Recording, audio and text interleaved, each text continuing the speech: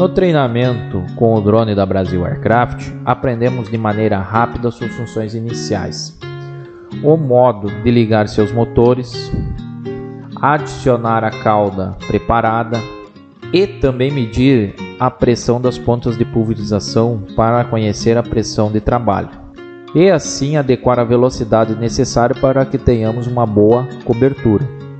Ligamos o drone e de maneira simples o colocamos para voar. Podemos variar entre o modo automático e manual. Cabe ao piloto da aeronave não tripulada definir o melhor modo de voo. No modo manual, o piloto tem total controle dos movimentos e aplicação do drone, exigindo habilidades de profissionalismo.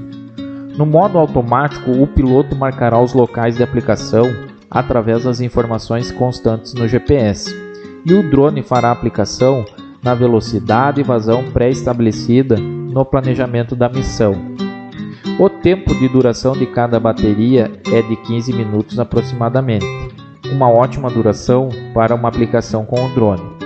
Na compra desse produto, estará incluindo a DFA, a aferição da deposição na faixa de aplicação AGROCITA para seu drone, onde será definida a exata faixa de aplicação feita por ele, em funções das pontas de pulverização e velocidades utilizadas.